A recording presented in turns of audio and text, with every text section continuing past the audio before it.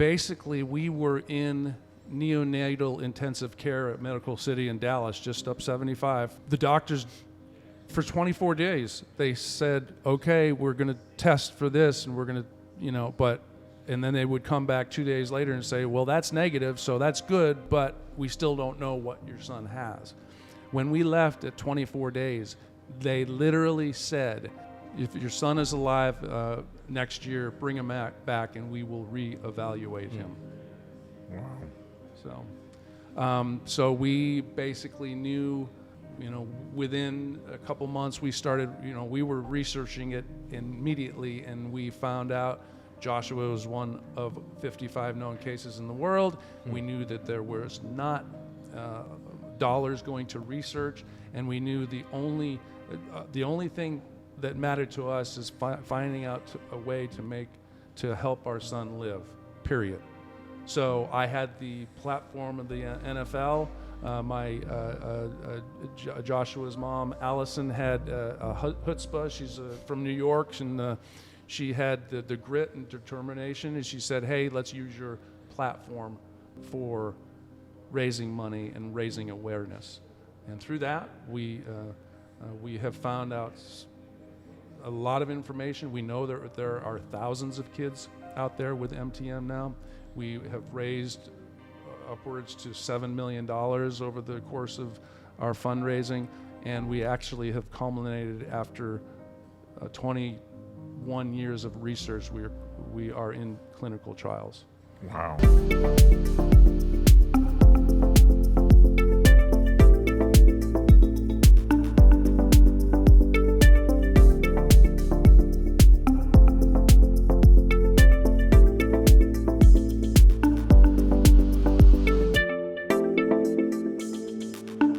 Today we're going to talk about leadership in today's world. Paul, you're an ex-football player, right? You played for how many years?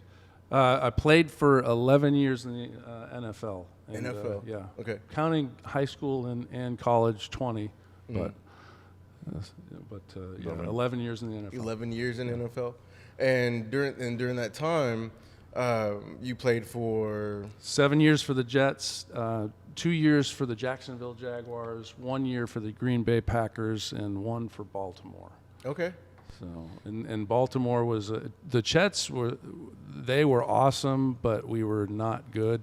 That was back in the 80s. Well, we made the playoffs one time in 7 years, which was frustrating.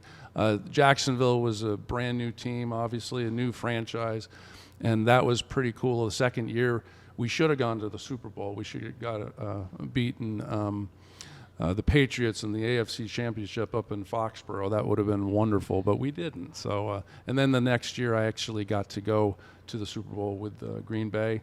We lost. John Elway and the Broncos decided to take it that year. And the Ravens, full circle, the Ravens was a tough year because I think we were like 2-14. Wow. How many games are in the NFL? Yeah, 2-14 that year. So, 17 now. Yeah. Well, there's 17 weeks. It's still, well, no, it is up to 17, isn't it? All right. Yeah. Great. Well, okay. Cool. You tell gray hair, right? And balding. So it's been a long time. You playing 11 years as a lineman in the football in National League. That's a long tenure for linemen. It is. The average is still about 3.5 years. Yeah. And yeah, I was. It's funny. You meet some young kids and they say, "Did you ever start? Were you a starter?" And I'm like, "Hey, dude. I only started 49 games and I played in over 140 something games over 11 years, and it was an amazing journey. I was very fortunate to stay healthy enough to stay in the league. It's really about timing, and it's about being ready to go when your number's called, right? I mean, if you don't know the plays and you get and the person that gets injured that you're backing up and you get thrown into a game, you will get your pink slip in your locker if you're a blue collar player. White collar players have a little more leeway and so on and so forth. But you got to know what you're doing. Be ready to go when your number's called. Play with play hurt, not with injury, but play hurt. Now, today, that's a little bit different, I guess, because players take themselves out, I guess. That was never an option Right.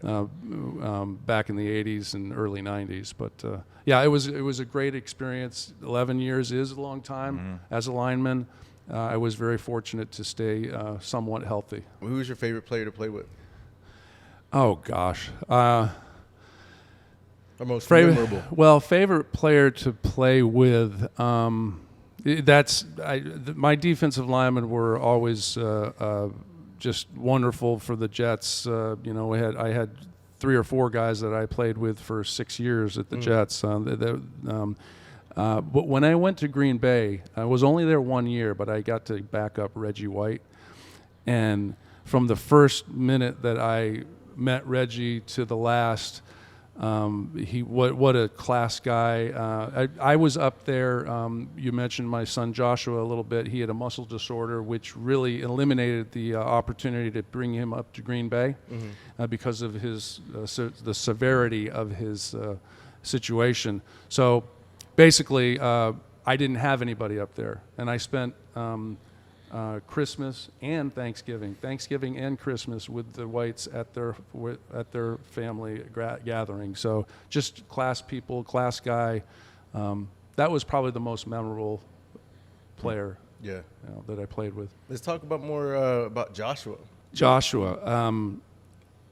There's a lot to say about a young man that and young people that have severe disabilities. What Joshua taught me was courage. People kind of jokingly say, people say, "Oh, you played in the NFL for 11 years. A lot of that takes a lot of courage." No, it doesn't. It takes a loose screw, right? A couple loose screws, but you talk about learning about real courage. Our men and women that lay down their lives on the surface, for our country. I don't think I could do that. I want to say I would do that if I had to, but I don't know. But in these kids with severe disabilities that they can't talk, walk, they can't, and they're in there. Take some time to meet these kids that you come across in your life, and because they will change your lives.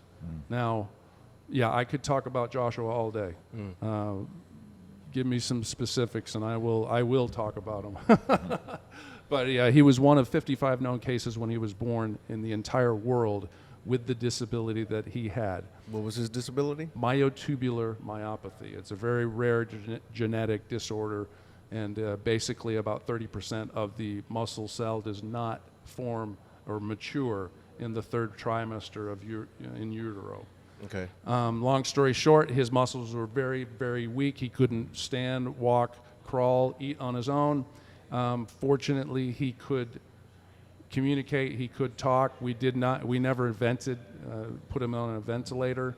And so he could communicate. And actually, later on, he made the National Honor Society. I didn't even know how to make the National Honor Society, but he did.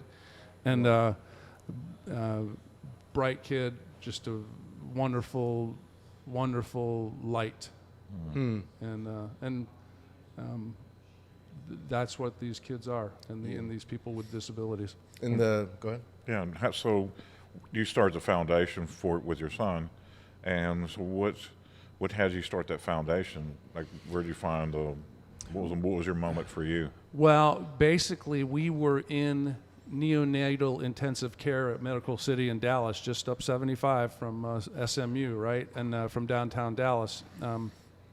The doctors, for 24 days, they said, "Okay, we're going to test for this, and we're going to, and then they would come back 2 days later and say, well, that's negative, so that's good, but we still don't know what your son has."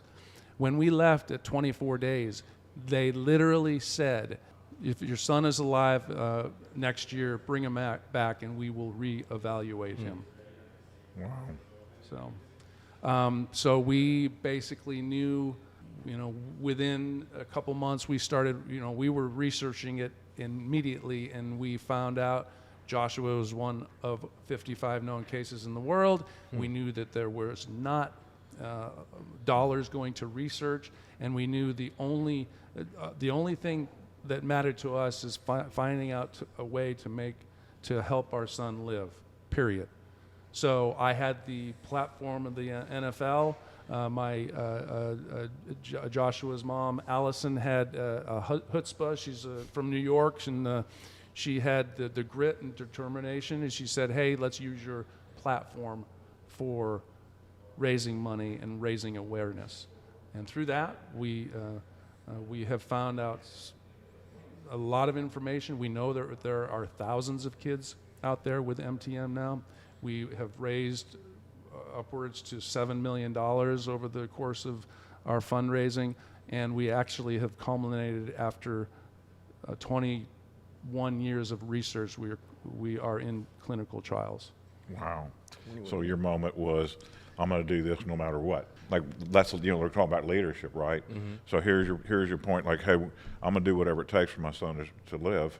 And then once you make that decree or that statement, then everything starts to fall in place around it. That's powerful, man. There's a lot in this life that affects us negatively or positively, but in Joshua's case, we were not going to take no for an answer. I wanted my son to live, not die. Mm-hmm. And when you have the best medical professionals from the neonatal unit, which is a big deal in a hospital, saying, if he's alive in a year, bring him back and we'll reevaluate him, but we can't do anything for your son. Basically, they were sending us home to take him home to enjoy a couple weeks with him, maybe that night, maybe a few months. Fortunately, we had 40 days shy of 16 years with Joshua. You're not, just tell me. Don't tell me you can't do anything. Tell me how to keep my son alive.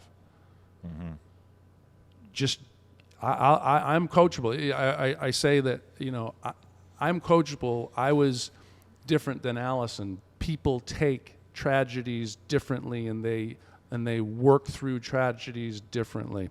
I was like, just tell me how to take care of him, and we'll keep him alive. And Allison was like, they don't know how to tell you, how to tell us to keep Joshua alive. We have to figure it out. So we went on a 2-decade journey of trying to figure it out. And a lot of wonderful, happy, amazing, brilliant. He was brilliant, and just wonderful stories. And one time we were watching TV, Joshua and I, and we were watching a show about, he loved the History Channel, and it talked about natural catastrophes. And they were talking about hurricanes and earthquakes and so on and so forth. And he said, Joshua, very deep, and he was probably 8 or 9 years old, and he says, Dad, what do you think is the worst natural catastrophe? And I said, well, hurricanes, because of living in Florida, I was kind of like, oh, hurricanes can be pretty devastating. And he says, yeah. I says, he says, well, what about those things that come out of the sky and like they'll hit the earth? And I'm like, are you talking about like a meteorite or like an asteroid? And he says, yeah. And then he says, well, he kind of shrugs his shoulders and lifts his eyebrows, and he says, a day is a day, and some days are dangerous. That's what he said. A day is a day, and some days are dangerous. And I'm like, yes, Josh. How profound. From the mouth of an 8-year-old. Yeah. So a lot of stories like that. Yeah. That's cool, though. A lot of breakthroughs in science or whatever come from outside the field. Somebody will have a passion for it's life and death with your son. For them, it's a job and a career and a discovery. But you're like, this is my son's life. I'm going to do whatever it takes. And you start to create that, like, well, let's find out something. Like, what is it going to take here? So that burning desire from here is way more powerful than from here. That's a great analogy or statement. Interestingly, we were very fortunate to team up with some of the brightest minds in the world, and PhDs and researchers and doctors, and to a person, they had the altruistic goal of helping, saving these kids' lives, helping them change their lives, and that went along with, we had the passion of, we want our son to live, we want him to experience old age, but and we didn't have the know-how. Now I can talk to you a little bit about recombinant DNA and viruses and vectors and adeno-associated vector. Oh gosh, I'm messing it up. But I can sound like a PhD for about 30 seconds, and that's all you have to do. Had me. Right? You had me. You convinced me. Not much, but the journey is long. Science is not fast. It's very slow and arduous, and you need the right people. You don't need people that are just concerned about the dollar. You need people that are concerned about the life. Yeah. And that's what we had in Yeah. our original investigate scientists. So you brought the passion, and it sparked them and their intellect as well. When you start realizing that these PhDs, and we are talking about Boston Children's and Harvard and Wake Forest and University of Washington and so on and so forth, and people all over the world. We had some people in France that were involved with the science, but you really start to understand that they spend most of the time writing grants to get money to form to follow up with research. So it was very refreshing. And talk about the chutzpah of my Joshua's mom, Allison. She had the way of working with the institutions or the doctors groups where 40% of the money, usually you give money to an institution and 40% keeps the lights on. And maybe 20% gets to the doctors. Right. Well, Allison would say, no, I want to figure out how to do this differently. So she actually got to the point where 90% of the money was going directly to the doctors. And we were caught in a $540,000 check once a year because we had a major fundraiser once a year. That was pretty much what we did. And when you can know that 90% of the money is going to go to the people that do the research, we had proof of concept in a dog model, probably with about $10 million, and you know that pharma in today's age, it takes $1 billion at least to generate a clinical trial and generate a drug that gets commercialized. Right. We were able to do it in much a minuscule fraction of that cost. So, but you just keep pushing. You just keep stressing. I want these kids to live. And it's heartbreaking. You meet the kids in a fundraiser, and the next year you invite the kids back, or that they've passed away in the interim. And we're talking the first kid I met. He was all studded up with a 3-piece suit, and he was only 18 months old. But Mama had dressed him, and he had like a plaid vest, white starched shirt, and it wasn't Brandon, but this was like 22 years ago. But anyway, I just held his hand. We were at in Boston at a venue, and I was just visiting with him, and he passed away 4 months later. You're like, oh, it's a knife through your heart. Right. And every death, every passing of a kid spurs you on. Real quick, Lorenzo's Oil. It's a really impactful story about a family that went through a disease that was not known about. And the father and the mother, Nick Nolte and Susan Sarandon, they end up finding something, some type of cure or therapy. Now, Allison, she ran the show. She ran the foundation, the daily in and outs. I played football for a few years after Joshua was born, and I hit the went to work afterwards and tried to keep financially things going. But Allison, she would get tired and weary, and she would say, "Hey God, I can't do this. You've got to give me a sign. You've got to give me I'm just tired. I'm weary." And don't you know it? The 4 or 5 times during the 13, 14, 15 years of the early research that she was exhausted, literally we would see Lorenzo's Oil that night, because Lorenzo's Oil ends, the epilogue is, or the credits running, and then you see they start showing the patients, the kids that received Lorenzo's Oil. Hey, I'm 7 years old. I received Lorenzo's Oil when I was 4. Hey, I'm 15 years old now, and these kids were dying.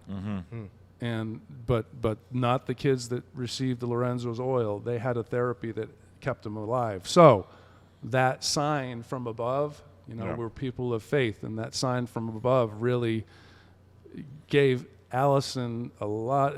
It was kick-started her when she was losing steam, losing energy, and when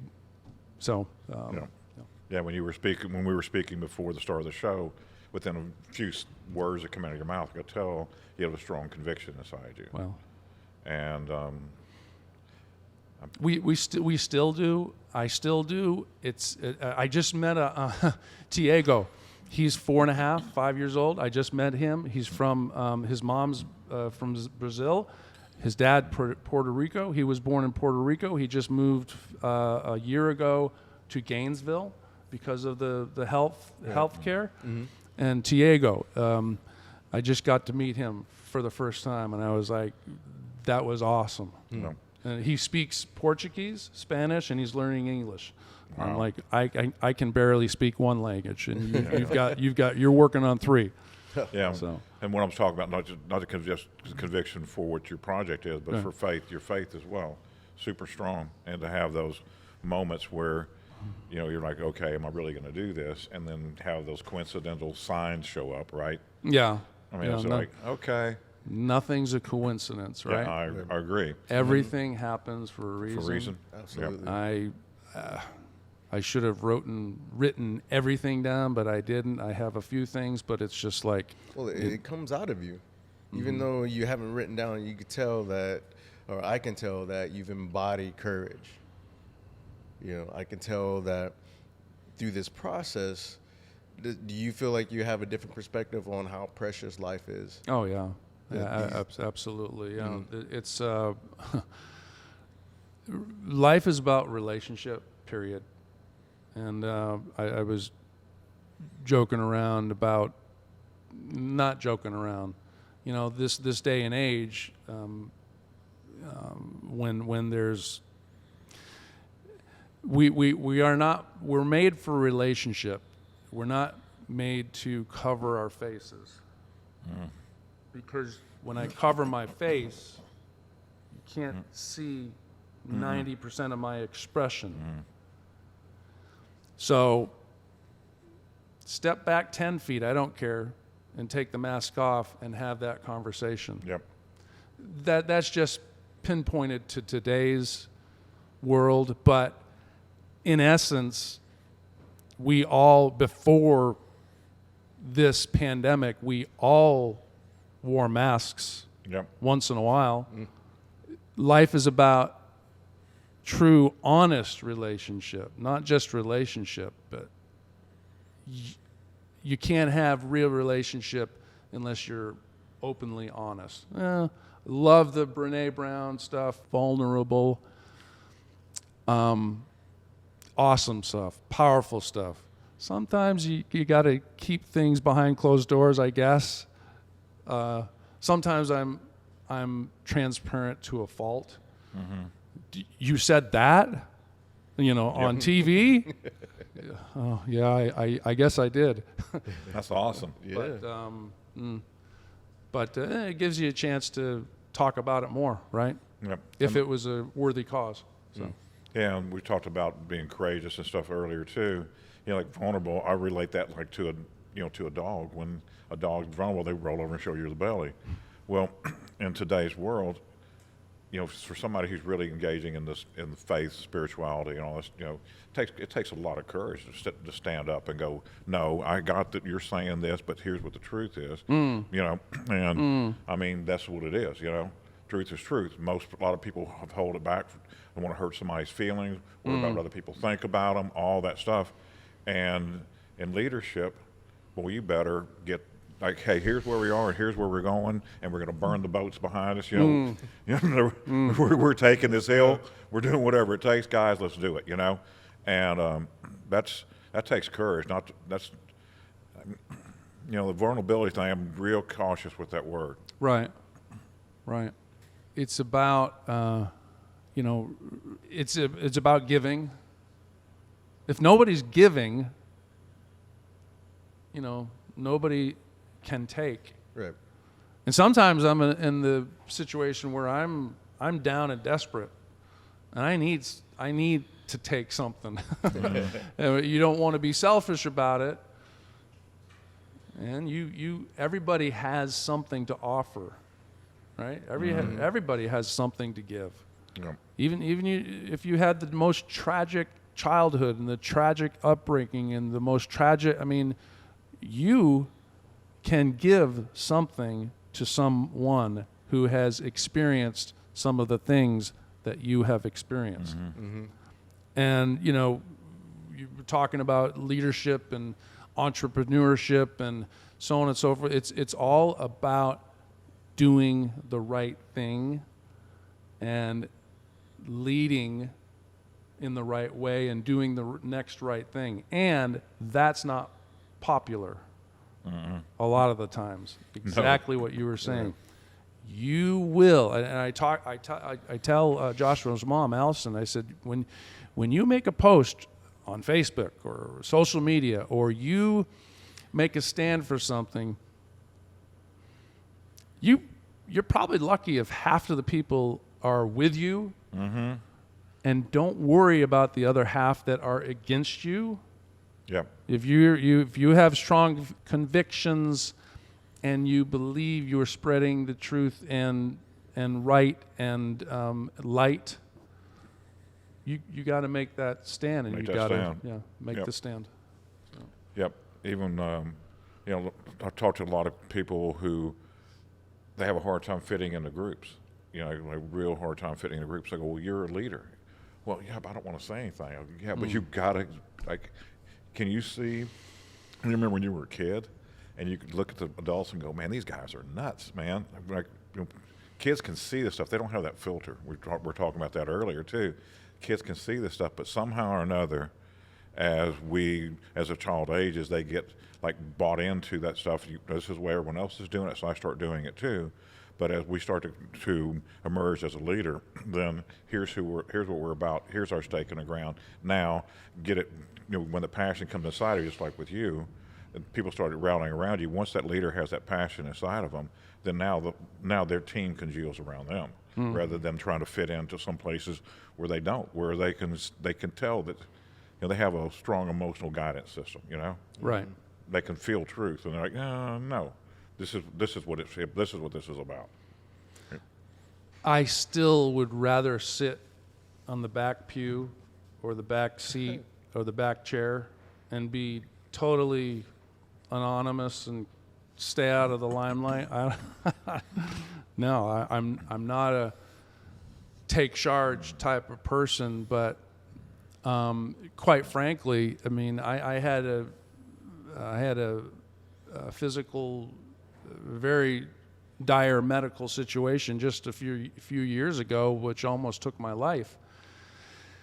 And fortunately, it didn't. And fortunately, I'm here, and I get a second and third and ninth chance. And man, I know if somebody doesn't take the initiative or the lead or the stand with the light or the right or the positive influence, somebody will take the stand for the negative influence.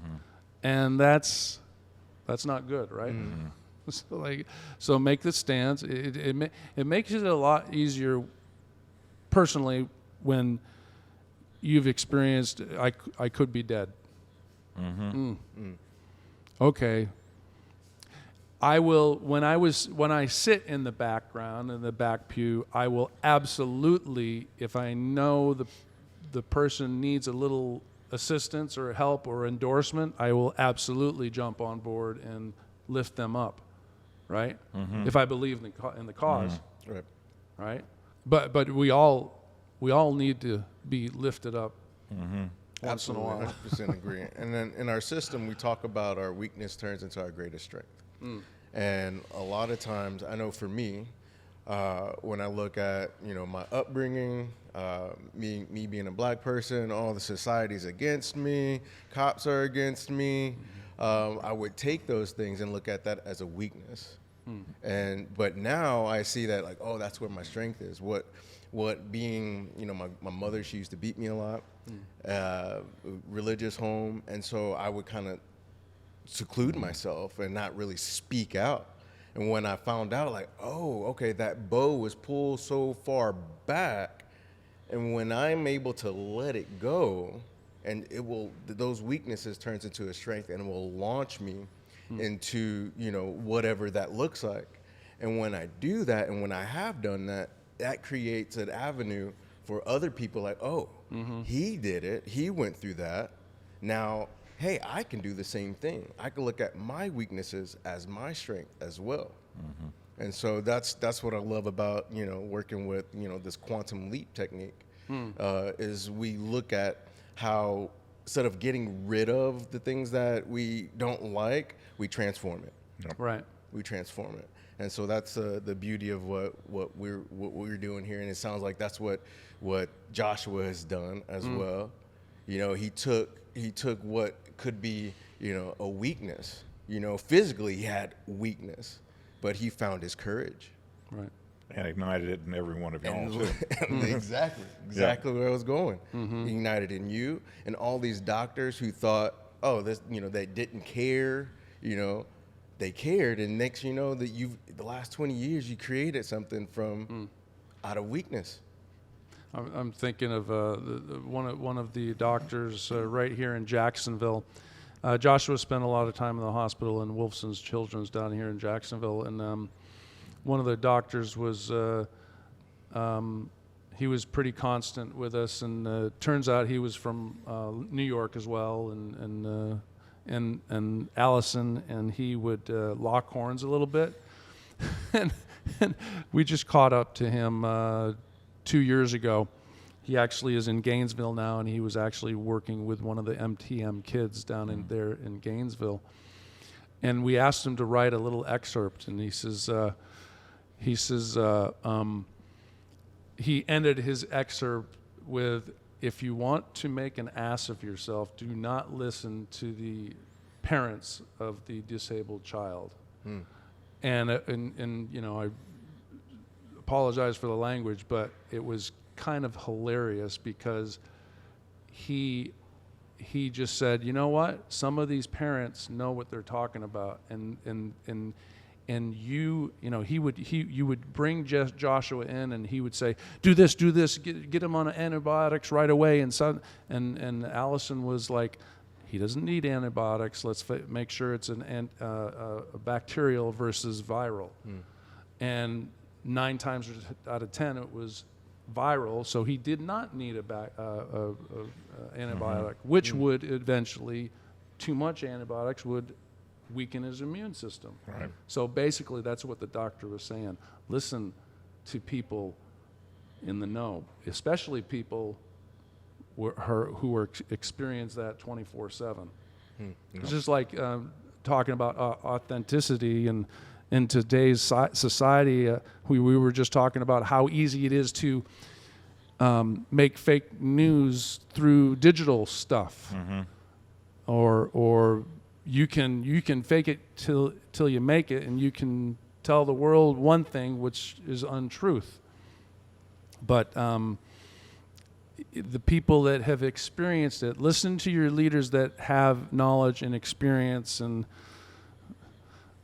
they've gained wisdom through those trials. Right. And that was kind of what he was saying. Just listen to those parents. So. Yeah, because they have direct intuition and intelligence. 24/7 experience with it. I mean, doctors go home and this person, they're living it 24/7. They start to notice everything, Right. all the little patterns, all the little nuances of what's going on. And from love, man. And that, honestly, during this whole conversation, that's the word that keeps popping up, love. Faith, hope, and love, right? Greatest of these is love. The greatest of these is love, and love covers a multitude of sins. I got a lot of sins in my life, right? Fortunately, love has carried me through. Just like in my, in my particular faith and belief, my leader, my God tells me to love one another. No, love never fails. Period. Right? Love conquers all. So. And it wins in the end. And it wins in the end. Exactly. Exactly. So it's a pretty dynamic four-letter word that is all encompassing. And leaders that lead in love come to you. Sometimes you have to come to somebody and not reprimand, but you have to guide them and give them advice, or give them a reason why what they just did not so good. Right. And if you come in love, it's received so much better. But I can tell you, if somebody comes at me, I'll bow up. Hey, what are you doing? Yeah. But if someone comes at me in love, I just listen. Okay, and I might say, that's a little rough, but it's true. Okay, all right, you got good point. Good point. I'll do it differently next time. Right, next time. Yeah, I didn't want to hear that, but thank you anyway. Yeah, right. Exactly. So. One of the things we discovered here too is whatever limits a person is what they hate the most about themselves, and also what they'll defend the most about themselves. And so if you come to somebody and go, hey, I noticed this about you, and it's going to bring up, it's really what they hate about themselves, so then they put that big defense mechanism up, but it's all done all unconsciously until you can go, hey, this is how this works. Oh, you mean for me to have what I really love in my life, all I'm going to have to do is give up what I hate? Hate love. Yeah. Here we go again. Love thy neighbor as thyself. We all have dissected that or heard a sermon about that. If you hate yourself, you can't love your neighbor. But I love you. I hate what I just did and who I am sometimes. But I love you. No. Yeah, We're told it's a principle. Can you love everything I hate about me? Yeah. Oh, you're perfect for me. Oh, that would be a great new business. Just call and get your hates erased about yourself, right? You're right. We'll do it. So you've been doing this for 20 years, and this, the research, working with your son. What does it take? What did it take for you to keep doing this consistently, day in, day out? Like you said, you were playing football, leaving your family at home, working. How did you do it? I think when you talk about giving up, I don't know why. Maybe it was because of my two older brothers, and if I gave up running away from them, they would catch me, and then I'd have heck to pay, right? But it was never an option, right? I talk about in a video about there's no sunset. We are very close to having a wonderful therapy for these kids. We're close. We're not there, and something revolved around success, and there's no success yet. There's no. We have miraculous things that have occurred, and kids that are walking and off ventilators and so on and so forth. But the ultimate is, when somebody you see a silhouette of a kid walking, and you see that kid going up and shaking the hand of one of the scientists and saying thank you. The kid should be passed away. By all rights, 50% of these kids don't make it to 18 months of age, not years, not 18 months of age. And it's you have plenty of opportunities to stop and give up. Going back to football, I remember Jackie Slater was in his 14th year. He was a right tackle for, was it Rams or San Diego? I think it was the Rams. And I had to play against him that day. I was a second-year guy, and I'm like, there's no way. I mean, I have 2 years of experience, and I'm younger, and he's 14 years in the league. He's old. And I'm going to kick his tail, right? I go out there. I couldn't even blame it on a 6-hour plane flight and all that stuff from the Jets and out to play L.A. But he took me to school, and I've been thinking about that. He kicked my butt over and over and over again, and I ended up on the ground a lot. And if I had stayed on the ground, I could have faked an injury or something, right? But if I had stayed on the ground, that's when the failure kicks in. Yeah. If you get up, there's a chance that you're not going to fail the next play. I think I had I graded out on that day probably about 35%. And he went on to play another 5 years. I think wow. He played like 19 years and. Great player. But is giving up an option? No. If you have a goal, goals are important. You don't have to write out every single goal that you have in your journey, but goals are important to have.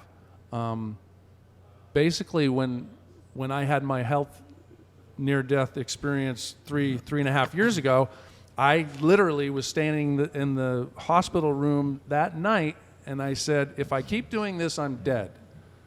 And by the way, some of my problems were self-induced from not loving myself, right? Just like we were talking about. It's a huge one. Well, I said, okay, you know what? If I keep doing this, I'm dead. I want the opportunity to walk my daughter down the aisle someday. And in that point, she was 18 years old. And I told her that boys' brains, since 13 years old, I was telling her that boys' brains don't really mature until at least 30 years old. So, and she actually she was driving back from school last year, and she says, "Dad, you remember you've been telling me that? That is so true." But I want the opportunity. It's a goal of mine to have the opportunity to walk my daughter down the aisle. Yeah. It's a goal of mine to learn and learn this digital marketing, thing, the courses that I'm taking, learn about entrepreneurship, learn about giving, give. And then you have a viable offer, wonderful. Mm-hmm. But there's so much giving that we can do that is not painful. It's very rewarding. Give. Yep. Someday you'll get back, but don't do it just to get back. Give. Yep. So. Same thing, love. If you love and expect to get something back, that's manipulation and control, Mm-hmm. So like love freely, give freely, and just trust. Mm-hmm. And just because it feels good, Mm-hmm. Yeah, I know that just from experience, and we hear in the world that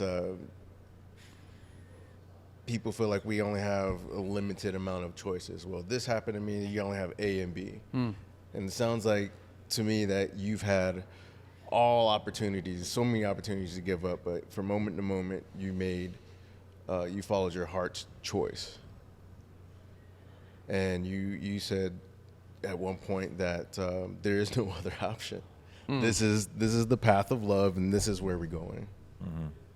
And so that's that's my takeaway from the last part of what you said when I asked you what helped you get through all this. Every day you made a choice to love. Would you agree with that? I wish I could say every day I made a choice to love, because I look back at certain days where I was selfish. There comes that brief moment of failure. If you fail, you are not a failure. If you don't get back up again, then you're walking on the fence of failure, right?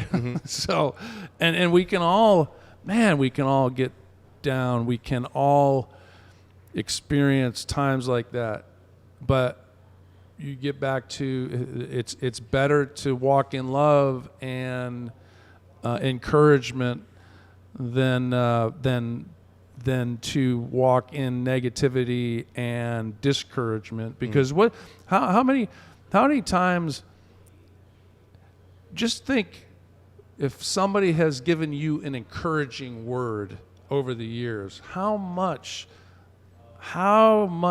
energy that gives you, period. Right? How far does that take you? An encouraging word, And sometimes we hear an encouraging word and we can't accept it. Yeah. Yeah, that's a big deal. That's a huge deal. And getting to the point where you can say, okay, well, thank you. You know what? That was one thing that I couldn't say. I couldn't say thank you. Wow. I couldn't, because I didn't feel worthy. I was talking about my buddy Donnie McPherson. He was the runner-up to the Heisman Trophy in 87, 88 with Syracuse.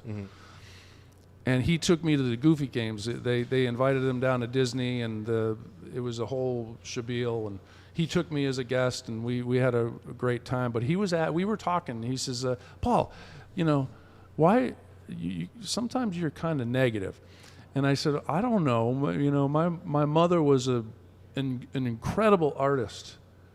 And you'd say, Mom, that's a beautiful picture. She had this clipper ship of experiencing waves in a storm. And I'm like, oh my gosh. And Rembrandt or whatever. Yeah. And she says, oh no, that's not good. The proportions are way off. And I'm like, what is wrong with you? That's good. But within 30 seconds after we changed the subject, Donnie McPherson, we changed the subject, he he asked me a question, and I said, no. He complimented me, and I said, no, that's not good. And he says, you just did what you were Denied. complaining about. That that took me a long time to say, you know what? It took me a long time to say, you give me an accolade or an attaboy, thank you. I appreciate that. Mm-hmm. And man, I think if we learn to love ourselves and be able to say thank you a little bit more, we probably would get it would generate more accolades and more encouragement and more uplifting and more, that your tomorrow can be a brighter day if you encourage somebody else today. Mm-hmm. Because it's going to come back 100%. Yeah. 100%. Well, we could unpack so much of what you said. That was amazing, brother. Is there anything else you want to close in getting out of this? I appreciate you coming here and doing this with us. And Absolutely. I love the way you feel and you're passionate about things, man. Just amazing. And that takes courage to be able to touch those feelings and express them, Mm-hmm. That's where courage comes from. Right. Well, let's share it, give it away, and encourage people to be themselves, and this life filled with highs and lows, ups and downs, tragedies and blessings and successes and failures. It's a great life. Yeah. Mm-hmm. And we only have a short time. Yep. And just give it away. Give those encouraging words away, and be a light. Right. Mm-hmm. Yep. That's what we're called to do. So, really appreciate the time with you guys and what you're doing. And let's go change the world. Right. Yeah. Yes, sir. All right. Thank you, Paul, for Thanks, teaching man. us, for showing us how to be courageous, and to showing us how precious life is, man. Thank you.